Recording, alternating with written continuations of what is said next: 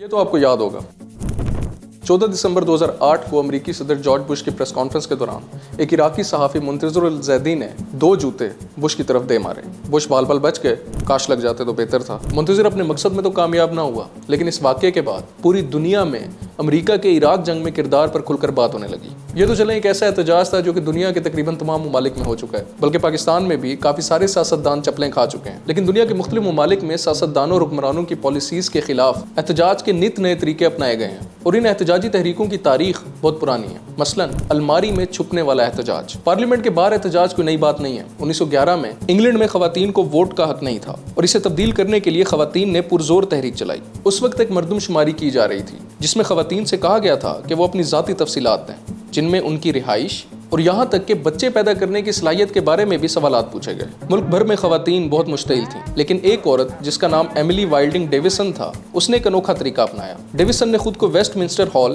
جو کہ British parliament ہے، اس کی ایک الماری میں بند کر لیا تاکہ اس سے جب اس کی رہائش کے بارے میں پوچھا جائے تو وہ اس الماری کا پتہ دے دے۔ ڈیوسن پیشے سے ایک ٹیچر تھی اور خواتین کے ووٹنگ رائٹس، جسے وومن سفریج بھی کہا جاتا ہے، میں ایک مشہور رہنما کے طور پر سامنے آئی۔ لیکن ایملی کا اختتام بہت برا ہوا۔ اسی طرح ایک دفعہ 1913 میں احتجاج کے طور پر ایملی ایپسم ڈربی نامی مقام پر بادشاہ کے گھوڑے کے سامنے کود گئی۔ کچھ دنوں بعد ہی زخموں کی تاب نہ لاتے ہوئے وہ وصال پا گئی۔ لیکن ڈیوسن کی موت کے بعد خواتین کے ووٹنگ رائٹس کے حقوق کے لیے احتجاج شدت اختیار کر گئے، اور کچھ ہی سالوں بعد 1918 میں خواتین کو ووٹنگ رائٹس دے دیے گئے۔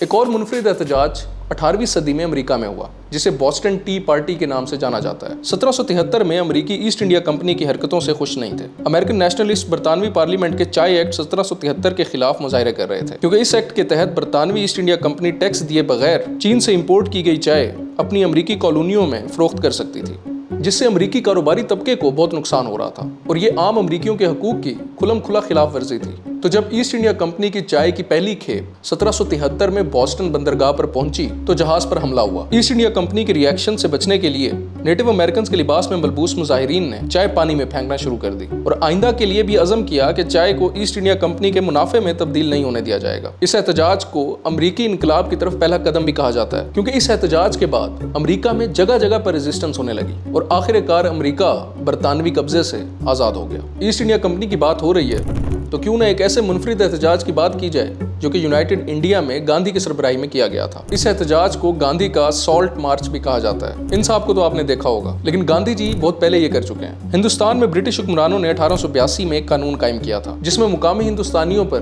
نمک جمع کرنے یا اسے فروخت کرنے پر پابندی تھی۔ 1930 میں جب گاندھی سول نافرمانی کی تحریک چلا رہے تھے تو ایک نافرمانی یہ کی کہ سینکڑوں کانگریس رہنماؤں اور کارکنوں کو ساتھ لے کر سمندر کی طرف روانہ ہوئے اور ایک مارچ کی صورت میں سمندر پر پہنچے۔ وہاں جا کر گاندھی نے نمک کی صرف ایک کرسٹل اٹھائی اور پھر مارچ کرتے ہوئے واپس آ گئے۔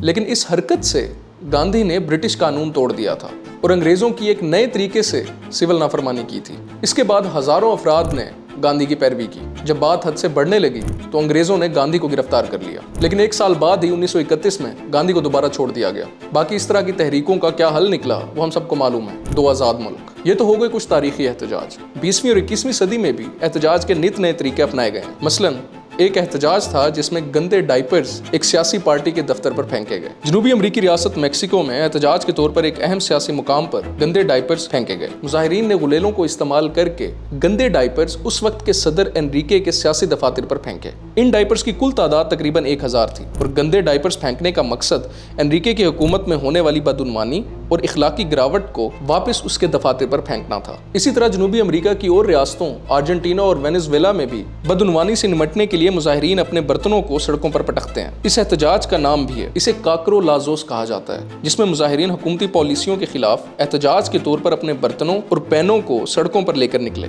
اس کی شروعات 1970 میں چلی میں ہوئی تھی، جب کھانے کی قلت کی وجہ سے لوگوں نے اپنے خالی برتن سڑکوں اور گلیوں میں پٹکنا شروع کر دیے تھے۔ پھر مشرق وسطیٰ یعنی عرب ممالک میں بھی احتجاج کئی قسم کی شکلیں اختیار کرتے رہے ہیں۔ اگر ایران کی بات کریں تو 1979 کے انقلاب کے دوران لوگ شاہ آف ایران کے خلاف احتجاج کرنے کے لیے روز رات کو اپنے گھروں کی چھتوں پر کھڑے ہو جاتے اور اللہ اکبر کے نعرے لگاتے۔ یہ ایک تحریک بن چکی تھی اور لوگ اپنے غم و غصے کا اظہار اس طرح سے کرتے تھے۔ اگر حال کی بات کریں تو لبنان میں ہونے والا ایک احتجاج اپنی نوعیت کا ایک منفرد احتجاج تھا۔ لبنان میں ریپ کے قوانین کے خلاف احتجاج کرنے کے لیے لبنانی خواتین خونی دلہنیں بننا شروع ہو گئیں۔ 1940 میں بنائے گئے ریپ کے قوانین کے خلاف احتجاج کے مد نظر جب ریپ کرنے والے مردوں کو چھوڑا گیا تو لبنانی خواتین نے اس ظالم قانون کے خلاف احتجاج کے طور پر شادی کے جوڑے پہنا شروع کر دیے اور ان جوڑوں پر خون کے دھبے نمایاں ہوتے تھے، یہ ظاہر کرنے کے لیے کہ لبنانی خواتین کتنے عرصے سے اس خونی قانون کا نشانہ بنتی آ رہی تھیں۔ اس احتجاج نے لبنانی حکومت کو قانون تبدیل کرنے پر مجبور کر دیا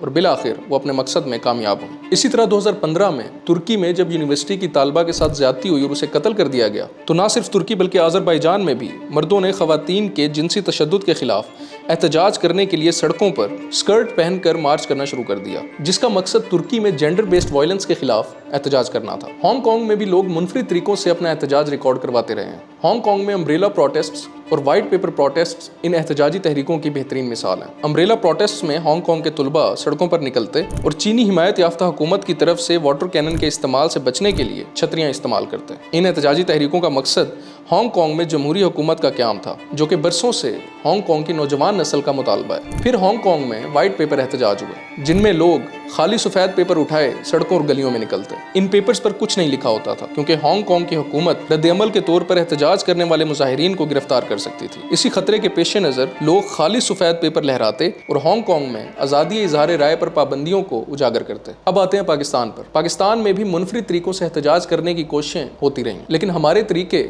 موسٹلی اگریسو رہے ہیں اور اکثر ہوتے بھی فوجی ڈکٹیٹرز کے خلاف تھے۔ لیکن حال ہی میں تحریک انصاف نے کچھ نئے طریقے اپنانے کی کوشش کی ہے۔ مثلاً KPK میں احتجاج کے طور پر لوگ اپنے گھروں کی چھتوں پر پاکستان تحریک انصاف کے جھنڈے لگاتے اور پھر تحریک انصاف کے جھنڈے میں سفید اور سبز رنگ کی بنیاد پر غبارے بھی اڑائے گئے۔ مقصد تحریک انصاف کے مطابق ان پر ہونے والے سیاسی کریک ڈاؤن کو اجاگر کرنا تھا۔